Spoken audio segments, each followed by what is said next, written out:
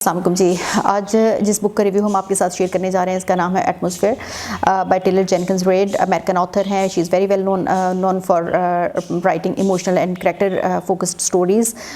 जो इनकी बहुत सारी बुक्स हैं जिससे बहुत सारे लोगों ने पढ़ा भी होगा। Like one of them is the 7 husbands of Evelyn Hugo, Daisy John and the 6। जो इनकी जो किताबें हैं ना बेसिकली समझी जाती हैं या ज़्यादा ये मशहूर हैं for writing about fame, relationships, identity and the secret struggles behind वो जो ग्लैमरस लाइफ होती है उसके। 2025 में she released a new novel जिसका जो आज मैं आपके साथ शेयर करने जा रही हूँ। Bit different from her earlier stories. Basically ये जो बुक है यहाँ ये आपको लेके जाती है पीछे 1980s में, और ये एक वुमेन पे बेसिकली उसको फोकस किया गया है इस स्टोरी में, जो कि बनना चाहती थी, एस्ट्रोनॉट बनना चाहती थी। वो कोशिश कर रही थी कि she was trying to be one of the first astronauts in America at that time.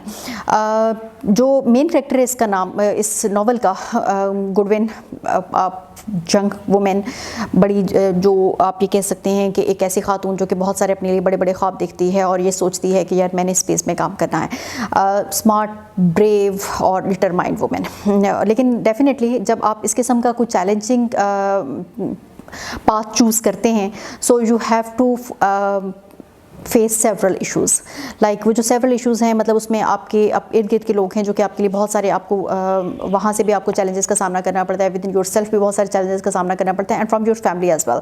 सो यहाँ पर ये स्टोरी शुरू होती है उस वक्त जब ये खातून जो है ये नासा में सेलेक्ट हो जाती है for her training programme, and वहाँ से इसका ये जो आपको सारा सफ़र है वहाँ से आपको नज़र आता है। बड़ा टफ होता है, बड़ा कंपेटिटिव होता है। उसे बहुत सारी फिजिकल ट्रेनिंग्स करनी होती हैं, बड़ा मेंटल स्ट्रेस उसको जो है वो फेस करना पड़ रहा होता है, मीडिया टेंशन होती है जो कि वहाँ पे होती है, एंड वो जो प्रेशर होता है ना कि she has to prove herself in this field, basically the field which is male oriented, जहाँ पे ज़्यादा कंपटीशन उसका मर्दों के साथ है। सो दैट्स वाई यहाँ पर आपको वो खुद फील कर रही होती है कि लोग डाउट कर रहे होते हैं उसकी एबिलिटीज़ पे, और ख़ुद कहीं ना कहीं उसके अंदर भी ये सारे फियर्स मौजूद होते हैं। और ये सब इसलिए होता है because she is a women. वो पहली खातून होती है जो इस तरह की फील्ड में आ रही होती है। सिमिलरली वो एक ना सिर्फ ये कि उसको अपने इर्द गिर्द के यहाँ से ये प्रॉब्लम्स का सामना करना पड़ रहा होता है, उसकी पर्सनल लाइफ में बहुत सारे इश्यूज़ होते हैं, and one of them is her complicated relationship with her father. उसकी वजह वही होती है कि वो उसके फादर जो होते हैं वो बिलीव नहीं कर रहे होते उसके ड्रीम्स में। वो उन्हें यही लग रहा होता है कि यार ये जो कुछ ये सोच रही है या जो कुछ ये करना चाह रही है that's really difficult for a women. So वो स्ट्रगल कर रही होती है फ्रेंडशिप्स में, रोमांटिक अपनी फीलिंग्स के साथ, या when she is trying to focus on her goal. So इसमें जो एक इन बड़ी स्ट्रॉन्गेस्ट सा पार्ट आपको नज़र आता है इस नावल में, वो उसका इनर सेल्फ है कि वो खुद क्या फील कर रही होती है, उसके अंदर उसके फियर्स क्या होते हैं, उसकी होप्स क्या होती हैं, वो जो लॉनलीनेस वो फील करती है क्योंकि बाकी उसके इर्द गिर्द के लोग उसको सपोर्ट नहीं कर रहे होते, तो उसे जब ये फील होता है कि I have to do each and everything by myself, और वो जो स्ट्रेंथ होती है वो जो उस लोनलीनेस में से अपने लिए निकालती है कि नहीं I have to do it, मुझे ये करना है। सो ये सारी चीज़ें भी आपको यहाँ पर इस बुक में पढ़ने को मिलेंगी, और बड़ा अच्छा लगता है आपको जब पढ़ते हुए, जब आपको ये लगता है कि यार आप किसी एक ऐसी खातून या कोई ऐसी लड़की जो कि ये सब करना चाह रही है और उसे क्या चैलेंजेस फेस करना पड़ रहे हैं, and even then she is not only facing those challenges बल्कि वो बड़े ग्रेसफुली उनको लेके चल रही होती है। सो यहाँ तक आपको ये पता चलता है, या आप इसमें एक जो चीज़ एक बड़ा मैसेज है वो ये आपको होता है कि अगर आप कैरी करना चाहते हैं ना एक बड़ा ख्वाब, एक बिग ड्रीम, तो आपको इस टाइम पे बहुत सारे लोग होंगे, बहुत सारे आपके इर्द गिर्द की चीज़ें होंगी, बहुत सारी फोर्सेस होंगी जो कि आपको रोकने की कोशिश करते हैं उस बिग ड्रीम को अचीव करने के लिए। जब आप किताब पढ़ रहे होते हैं ना, जब आप ये बुक पढ़ रहे होते हैं, तो डेफिनेटली चूँकि ये है सारी स्पेस से रिलेटेड, एस्ट्रोनॉट से रिलेटेड, और डेफिनेटली जो राइटर हैं वो उस फील्ड से नहीं हैं, लेकिन even then she spent a lot of time कि वो उस सारी चीज़ों को टेक्निकली उन्होंने सीखा, उन्होंने देखा, और उसके बाद वो जो बहुत मिन्यूट सी डिटेल्स होती हैं, टेक्निकल डिटेल्स, वो भी उन्होंने वहाँ पे एक्सप्लेन किया है। सो दैट्स वाई आपको बड़ा अच्छा लगता है पढ़ के, आपको लग रहा होता है कि हाँ यार ये मतलब वो लोग जो कि टेक्निकल डिटेल्स को शायद बहुत ज़्यादा समझते नहीं हैं या जिनको इसके बारे में ज़्यादा पता नहीं है, even then they do enjoy reading this book कि यार बड़ी इंटरेस्टिंग सी लग रही होती है और बड़ी ईजी टू फॉलो है। So it's more about, but on the other hand you can say that's more about the people and emotions just and then just science. आपने सिर्फ टेक्नोलॉजी इसमें नहीं एक्सप्लेन हुई है, बेसिकल तो इमोशंस हैं या वो जो स्ट्रगल है वो स्ट्रगल इसमें दिखाई गई है। So reading this book you also get the sense के 1980s में अमेरिका कैसा था, स्पेशली फॉर द वुमेन, जो कि एक इस तरह की फील्ड में आना चाह रही थी जो कि मेल ओरिएंटेड थी, या जहाँ पर आप ये कह सकते हैं कि ज़्यादातर मर्द ही थे और ख़वातीन, वो बल्कि she was the first woman जो कि इस तरफ आना चाह रही थी। सो एक बड़ा स्ट्रॉन्गेस्ट सा मैसेज है जो कि आपको इस किताब में मिलता है, that's about courage, gender equality, never giving up, and even when things seems impossible, so even then you have to keep walking, you have to take little steps to achieve your goal.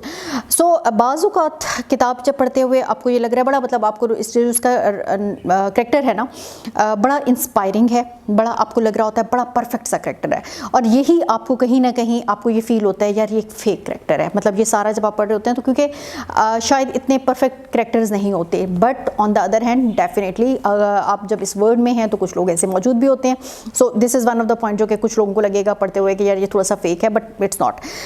On the other hand मतलब ये बड़ी deep emotional connection है जो कि उस story के साथ आप फील करते हैं, बड़ी डीपली आप फील कर रहे होते हैं कि यार उसकी साइड की जो वो स्टोरी है, उसकी जो फीलिंग्स वाली स्टोरी है, जो उसके इर्द गिर्द की चीज़ें हैं वो उसको किस तरीके से अफेक्ट कर रही होती हैं। सो उसका जो पर्सनल लाइफ एक्सपीरियंस है स्पेस एक्सप्लोरेशन का, वो यहाँ पर बड़ी अच्छी तरीके से एक्सप्लेन किया गया है। इसमें टेक्नोलॉजी को भी डिस्कस किया गया है, but again technology is not the purpose. Technology सिर्फ उसको एक्सप्लेन करने के लिए, उस सारी चीज़ों को एक्सप्लेन करने के लिए साथ साथ बताई गई है। सेकेंडली जो आपको यहाँ पर थीम नज़र आता है इसमें, वो फेमिनिज्म एंड इक्वालिटी के बारे में है।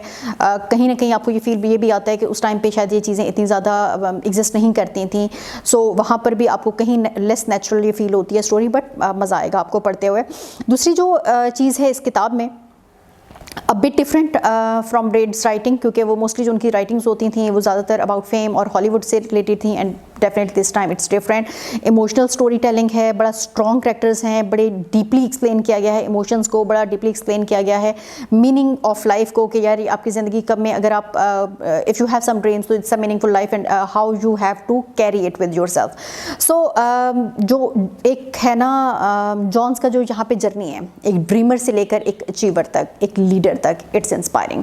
आपको बहुत मज़ा आता है, स्पेशली बच्चियों को, वो जो टीनेज बच्चियाँ हैं जिन्होंने अभी यहाँ पर ये सब कुछ आगे करना है, उनके लिए अगर आप पढ़ेंगे तो आपको बड़ा अच्छा लगेगा कि यार ये कितने मज़े की चीज़ है, and we have to follow this as well.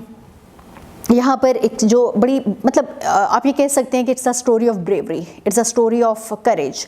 आपने वो किस तरीके से आपने वो जो सेंस है, सेंस ऑफ ब्रेवरी या सेंस ऑफ करेज है, वो किस तरीके से डेवलप होता है विद पैस ऑफ टाइम। आप कैसे फील कर रहे होते हैं, या जब आप इस सारे चक्कर में, इस सारे एक घन चक्कर में बल्कि फंसे होते हैं, तो वो आपको क्या फील हो रहा होता है और आप किस तरीके से उसमें से निकलने की कोशिश कर रहे होते हैं। Even then each and every one is saying it कि नहीं ये नहीं हो सकता, या तुम नहीं कर सकते, या इम्पॉसिबल है।